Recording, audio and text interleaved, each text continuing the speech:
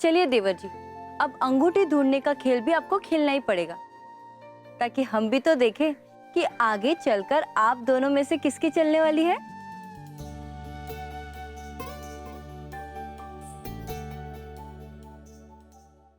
मैं जहां हूं वहां मेरी ही चलती है भाभी, और आगे भी चलेगी।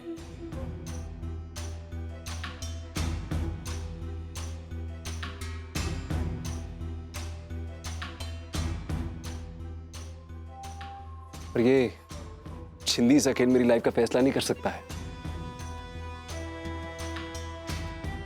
क्योंकि मेरी लाइफ कोई टॉस नहीं है जिसे हथेलियों में लेके उछाला जाए।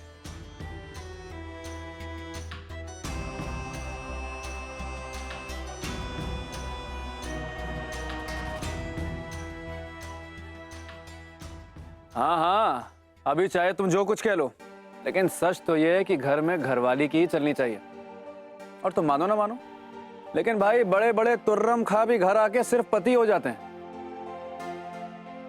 सही कह रहा हूँ ना आंटी? हाँ, एकदम सही कह रहे हो तुम। सब इसी पे है, अब जय संभालेगी।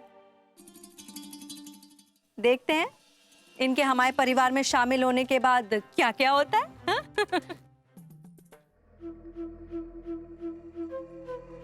चलिए माँ, ये जो भी है जरूरी काम जल्दी जल्दी करिए। ये गेम में नहीं खेलूंगा बेकार की मैं। हाँ हाँ, चलो बेटा हाथ ऊपर कर लो। उर्मी बहू, जे खोलो, उसके बाद तुम्हारा बंधन जे खोलेंगे।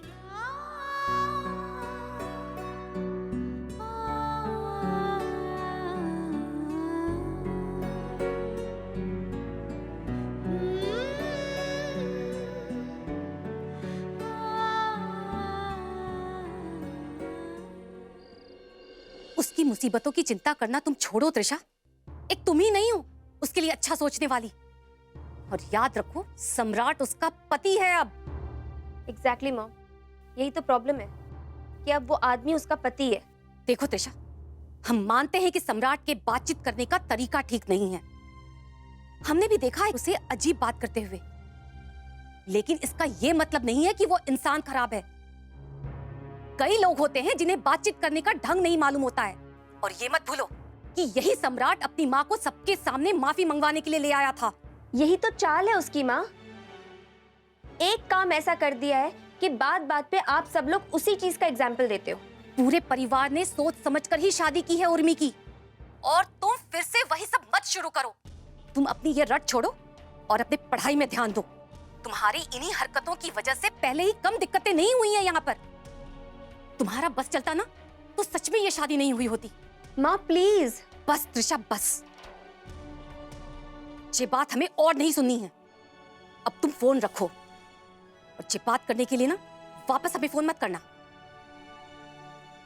माँ मेरी बात ध्यान से सुनिए आप।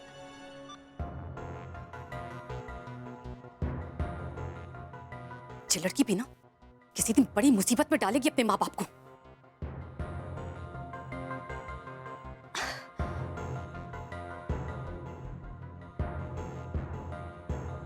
ऐसे कैसे नहीं सुनेंगी आप मेरी बात?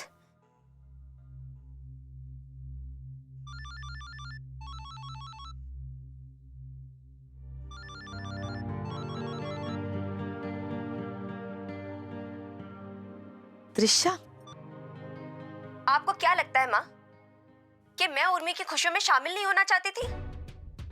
मैं भी खुशियों में शामिल होना चाहती थी माँ। अपनी जान से ज्यादा प्यार करती हूँ उसे, और इसीलिए मैं चाहती थी कि ये शादी नहीं हो, क्योंकि सम्राट की असलियत सिर्फ मैं जानती हूँ। उसका असली चेहरा सिर्फ मैंने देखा है माँ। और जिस बात को आज आप मानने के लिए तैयार नहीं हो ना माँ, देखेगा एक दिन वो सच्चाई आपके सामने आएगी। सम्राट का असली चेहरा आपके सामने आएगा माँ। सम्राट अच्छा आदमी नहीं है, और ये बात मैं लिख के दे सकती हूँ कि ये शादी सबको पछतावे के अलावा और कुछ नहीं देगी। कुछ नहीं माँ।